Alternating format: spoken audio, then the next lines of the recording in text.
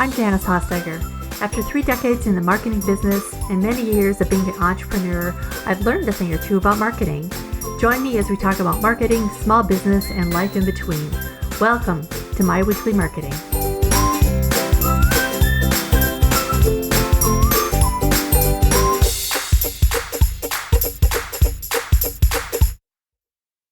What if I told you that one of the most powerful tools in your small business arsenal is absolutely free and hiding in plain sight? I'm talking about the Google Business Profile, that free listing that shows up when somebody Googles your business, and how to optimize it to actually bring you more clients, more calls, and more credibility. Joining me today is Marilyn Jenkins, a digital growth strategist who literally wrote the book about the subject called the Google Business Profile Training Guide. As the founder of MJ Media Group and the Law Marketing Zone, she brings decades of experience to the table. And today, we're taking a deeper dive on one of the most underutilized tools in local marketing. Google Business Profile isn't just a digital listing. It's your storefront on the world's biggest search engine. So, if you've ever wondered how to get more visibility in search results without spending a fortune on ads, this episode is for you. Let's dive in. Well, hey, Marilyn, how are you today? I'm doing great. How are you? Good, good. Thanks for joining me. So, I love talking about Google Business Profile because I think it's such a jewel that we have this available to us as small businesses. So, what is it? First of all, let's talk about what it is and why people should pay attention to it. Well, if you're old enough to remember the yellow pages, think about every business had a listing, whether you paid extra to be bold or any of that kind of stuff, right? So it's almost like Google wanted the same. They wanted a directory of every business. So imagine them importing the yellow pages and then keeping every business updated. So that's what it is. So every business is on the map. Every business listed, it has a Google Business Profile. If you have a new business, you can simply go and add yourself to it. And it's the way of Google being able to give users everything they need in their local search. So that's really what it is your business online. Think of it as a web page, for, if you will, for specifically your business. And it's free. Yeah, what could be better than free, right? Yeah, exactly. For somebody who's like, say, never touched their Google Business Profile, what's the first thing that they should do today with it? I would search for your business name. And then if you've never done anything with it, there'll be a link on the Google Business Profile. And there's a little box to the right that has all the detail and a little map above it. And it'll say manage this listing or own this listing. So depending on your location, sometimes the wording is a little bit different. Or maybe it says own this business. So click on that so that you can take it. And you need to verify that you own it and then start using it. And the key here is Google is the number one search engine because it gives their users what they want, right? So if you want business and people are searching in your local area for your business, you need to give Google what they want so they can give their users what they want. And that's all your information about your business so that they know what type of searches to show you for. And what if you're not a local business and let's say you don't have a brick and mortar? Is it still relevant then? It's still relevant if you are local, but you don't want your address listed. Now, you won't come up in the map pack. So if you'll look now when you do a search locally, so say for pizza restaurant near me, you'll get the map and you'll get 3 listings of the people that are the closest 3 businesses to you. If you don't list your address, you're not going to be in that. However, if someone's looking you up, your Google Business Profile will show up. So you can still get use from it. When it comes to being like a global business or a nationwide business, it's not as important. Is it relevant to like your Google listings? I mean, does it help your SEO in the long run Yes. having one? Okay. Indeed. It does a lot because it used to be called Google My Business and people used it to store reviews. That was it. Well, when they upgraded it, they always changed the name when they upgraded. They changed it to Google Business Profile and they added so much more to it. So instead of having 1 or 2 categories, you can now have up to 7. And in some locations, you can have more. The categories is the very first most important thing that Google uses to know where to show you, right? And whenever someone locally searches for whatever. We now also have products and services, which are places to put more keywords, more information about what you offer, and update periodically. And then if you think about, do you have a blog? Do you post information? They have posts that live on your Google business profile for 6 months and then can be replaced. So there's so much information you can tell Google about the types of business you want. That's really so nice that I feel like that every business should be utilizing it just for that reason, for sure. Exactly. So are there some easy ways to optimize their profile that people sometimes overlook, or what are the most common mistakes you The see that most people common, make? yeah, one of the most common mistakes is if you were, say, old school and you said like Maryland's Plumbing in ABC Town for plumbing, home plumbing. That's the name of your business. So you see what I did there? I keyword stuffed what I do and the town. So they are not approving Google business profiles anymore that don't have your actual business name in them. So that's kind of the thing. Remember years ago, people would do 4 A's to be at the beginning of their category. Yeah. You know, Yeah. Yeah. A plumber, right? Unless that's your legal business name, you'll not be able to use that. And that's the biggest thing. That keyword stuffing and then faking it. Not really faking it, but doing it one like, say you have an aunt that lives in the town over and you want to be listed in that town. So you use her address, right? It's not a real address. You can't verify that you own that address or you do business out of it. So those are the two big things. And Google's cleaning those up just by not approving them or disallowing them. Oh, interesting. So now I work out of my home, but I have a PO box that's in an actual different town. I mean, it's close by. Is that something that can be allowed? Like people that have their PO boxes somewhere else? It was at one time when they were mailing out the postcards, but now what we've noticed over the last probably 8 or 9 months, 90% of the verifications are requiring a video. Now you have to show your signage out front, using the key to unlock the door, going in and showing customer only places and employee only places, and all of this in one cut in 90 seconds. So if it's a PO box, it just doesn't qualify. Really? Yeah. Okay. Interesting. So you just leave the address off altogether. Yeah, when you go into the management portal, which they have upgraded the management portal, it's so easy to use. And there's even a gas gauge on some people's that show how complete it is, which is very helpful. But in there, you can say where your address is. You don't want to show your address. You're not going to show up in the map pack, which is ideally what you as a local business want. But if someone's looking for something in your area, you could come up as on the side. Okay. Okay. So if you weren't wanting to show your location actually, well, can somebody use their profile to show up higher in search results without paying for like ads or having their map inside? I know you mentioned that just having the profile is beneficial. What Yes. about increasing your search results, your SEO, based on what you put into your profile? Is there something that in particular that works really well, like blog posts, or what do you recommend for that? Yes, exactly. And it does normally in most places, very few places, I should say, ads are showing up in the map pack, but for the most part, they're not. So any listings there's always 3 organic listings in the map pack, right?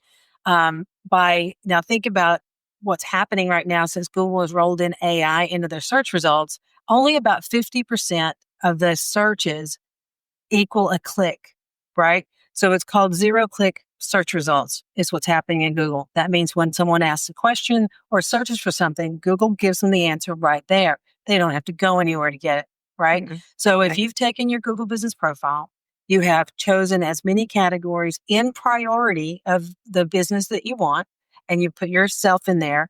If you're a home construction and you want to focus on kitchen remodeling, that should be your first category, right? And then lesser priority down. Now, using blog posts that have your keywords in them, absolutely.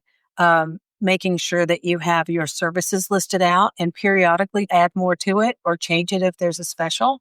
You want to make sure that you have your hours that are correct. And especially if there's a holiday coming up, you edit your hours, because in the Google Map Pack, Google will say near a holiday, last updated on the listing. So you want to make sure yours wasn't last updated last year. Okay. So that's super important. And one of the big important things is to reply to every review. And this sounds really complicated, but it is not. You need to do a little something every week on your Google business profile, because I can guarantee you that your competition, especially if it's a franchise, is not doing it. Is Google paying attention to that as well? Yes, that's the engagement part. You're giving them more information every week. You're doing something every week, and you're keeping your hours updated. Now, just as an example, I had a pet store that we were working with, and out of the blue, their Tuesdays, they had no walk-in traffic. And they were like, what's going on? Like the third Tuesday, it's like, what's going on here? I'm like, check your hours, because the hours is something that the public can change if they believe it's different. Someone went in and made it look like they were closed on Tuesday. So when people do check the hours. And so they updated it so it shows updated by the owner. And their traffic started coming back in on Tuesday. So it was just simple as that. That's really interesting. So somebody could actually sabotage your listing. It can. Paying attention. And if in the beginning, you asked me, what if you've never owned it? Your competition can.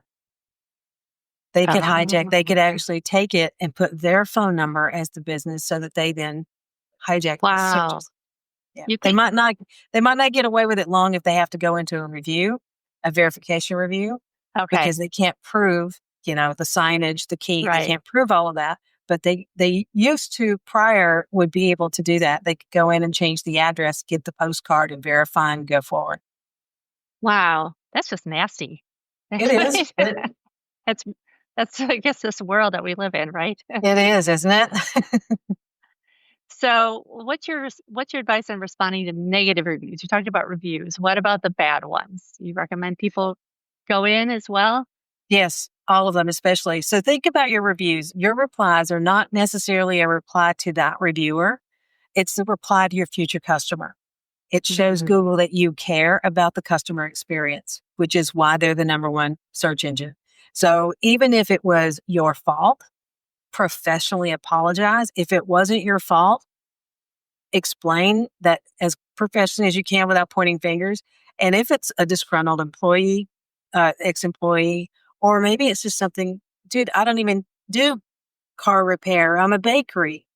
Just professionally reply that, just be clear, just be professional. And that's the best. Be kind and be professional, but reply to everyone. And if you can, use your keywords in your location without it sounding weird. Right. So your keywords in your location. So give me an example of that. Actually, if you're replying, so say it's a positive review, then you could reply and say, thank you so much for visiting us. We appreciated doing business with you and helping you with your plumbing needs in XYZ town. Okay. So plumbing, or maybe you baked them a cake, or whatever, whatever your main category is. We were happy to help you do this in town. Gotcha. So where does Google Business Profile kind of fit in the overall marketing strategy? So I work a lot with marketing strategy, right? So I would this in the awareness stage, really, but I bet it could kind of be in the consideration stage too. Would you agree with that? Where people are... I think if you're a local business with an address, it is imperative that you do it, because it's the biggest search engine. It's where everybody is going to ask questions. And now, especially with AI there, give them as much information as you possibly can, and you will benefit from that.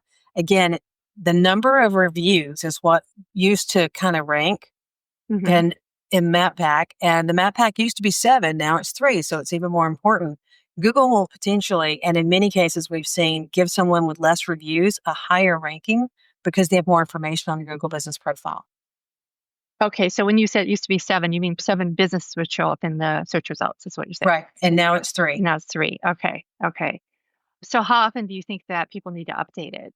I would say at least weekly. Do something little weekly. So maybe Thursday is your slowest day of the business. So Thursday morning, you go in and you check for reviews and you reply to them. Or you put a new service or a new product. So say you've got something coming out over the weekend. Update something. Add a new photo. Photos are great. And especially if you turn your location services on. If you are the business that goes out of your office to do repairs or whatever, make sure location services are on and take a picture of you or your team or your truck, wherever you are, and post that. what that helps is also tells Google that I am relevant further away from my office. Okay. Okay. And a couple weeks ago when we chatted for the first time, I was telling you about a client that I had that had multiple locations. Now, hers was a little tricky because they work in a hospital setting. So they have an offices in hospitals. And you were telling me that absolutely it's possible to have multiple locations listed, right? Yes. And so tell me what you said. I don't know if you remember this, but you said that each office needed to make sure you had a suite number, correct? Yes. And that's the thing, because you can't use the hospital's address or Google's going to say that's a hospital.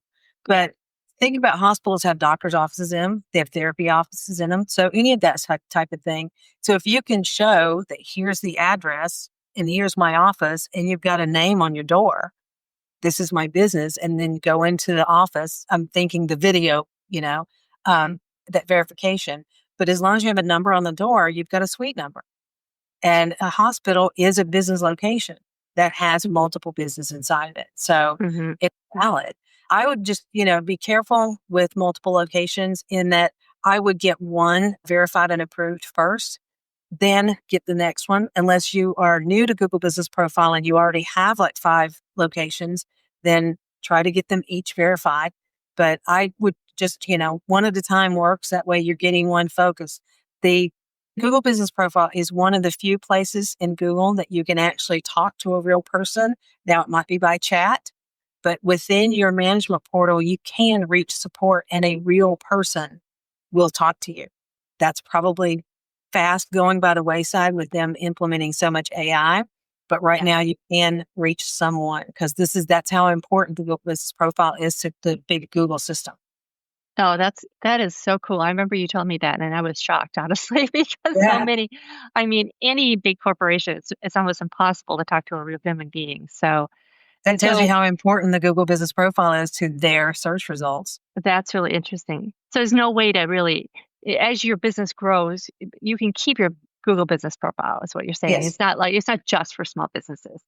No, no, no. And the other thing is you also want to make sure that if you're taking over a business, no, I'm saying that wrong. If I'm renting an office and starting my business that another business was in, if you search that address, you can see who else used it. So as soon as you start your Google Business Profile or you update your address, you want to make sure you tell Google that this is a duplicate and those people aren't here anymore. Okay. Okay. And that will help you get better juice on the address and it won't be confused. Yeah. Yeah. What do you see coming up that Google's going to be doing with these? Do you think they're going to stick around? So many things that Google does, they kind of come and go. What's your take on the profile? Well, the Google Business Profile is, I think, the 11th iteration of Google Places. So it's not going anywhere, but every time there's a new iteration, it's new features. So I think that's what's going to happen is with the AI and also with the 0-click searches, it's more important than ever. If, like I said, 50% of searches are clicking, that means 50% of people who ask Google a question are never getting to the bottom where the organic searches are, much less getting to the ads, right? So the AI is at the top and then the Google Business Profile is to the right. So it's super important that no matter what the changes are, make sure you keep it. Do not give your login and password to anyone. If you hire someone to help you manage it, you make them a manager. Okay. So that you still own it. This is a massively important piece of intellectual property for your business. It's more important than your website. And yes, I Really? said that out loud. Yes. Okay. Good to know. Yeah, because I know that I've had them set up because I've had multiple businesses and I've had them always set up, and you kind of set them up and forget about them, or at least Yeah. I do. But and I know my clients that seems to be the case as well. But really putting some time and energy into that is going to benefit you overall. Is what you're saying. Yeah. And if you've got a point of sale, it's a really good idea to print out a QR code and have it attached to your point of sale for reviews. And it's the URL to the pop-up window and just asking for reviews part of your process. When you finish a job or a sale or whatever, ask for that. And then, so watch those start growing and you'll see your ranking get better as well. Oh, super, super interesting stuff. Where can people find out more about you and if they need some help with their Google Business Profile? Because honestly, I can tell you that setting it up can be a real pain sometimes, especially with the verification process, right? Absolutely. So how can people find out more about you or Google Business Profiles in general? They can reach me on LinkedIn. I'm Marilyn Jenkins. I also have a book, the Google Business Profile Training Guide, available on Amazon. And you can reach me at mjmediagroup.co. Awesome. And I will put those links in the profile for today. Thank you so much, Marilyn. This was super informative. I need to go update my Google Business Profile right now. So Well, thank you for having me. This has been a blast. thank you. If today's episode got you thinking about your own Google Business Profile and maybe even scrambling to check it out to see if it's up to date, then I'm right there with you. For a transcript and links to anything we talked about today, visit the show notes at myweeklymarketing.com/111. If you found this episode helpful, be sure to follow and subscribe so you don't miss future episodes. And hey, if you know a fellow business owner who could use a little help showing up on Google, share this episode with them too. Thanks for joining me today. See you next time. Bye for now.